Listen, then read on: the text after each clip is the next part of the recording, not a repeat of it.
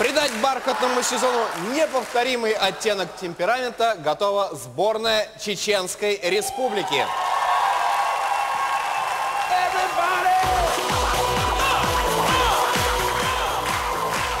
Добрый вечер, дамы и господа! А мы представляем вам кавказскую версию русской матрешки. Поехали!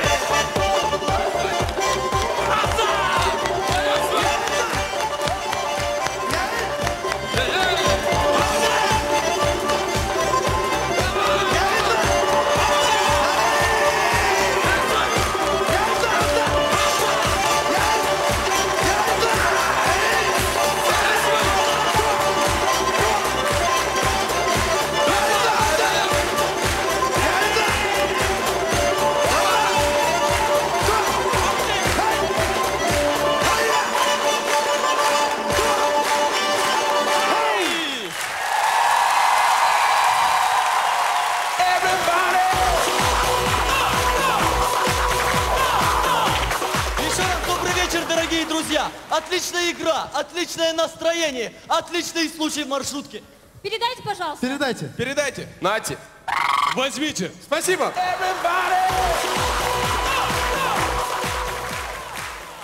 Муська, Муська, давай. Хорошо, но чтоб в 10 часов она была дома.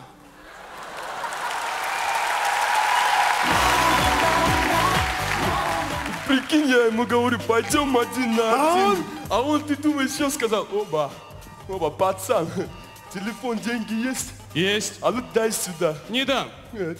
На. Прикинь, один на один. Я не знаю, что с ним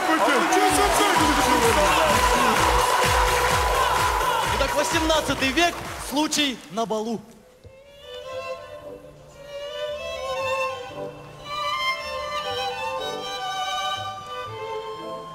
Так, стоп, вы не проходите. Почему? В спортивках нельзя.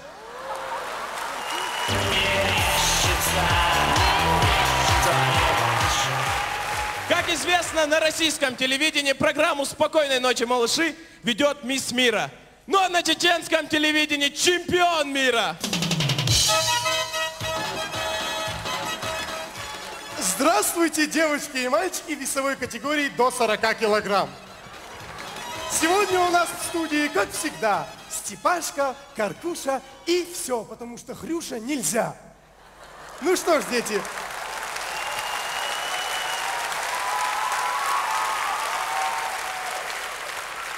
Ну что ж, детишки, а перед сном посмотрите чеченский яралаш.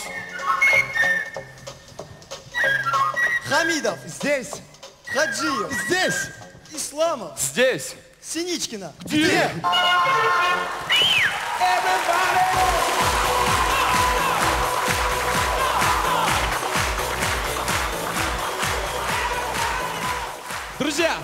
Друзья, культура народа зависит от его географического месторасположения. Вот представьте, что бы было, если бы мы жили здесь, а вы на Кавказе.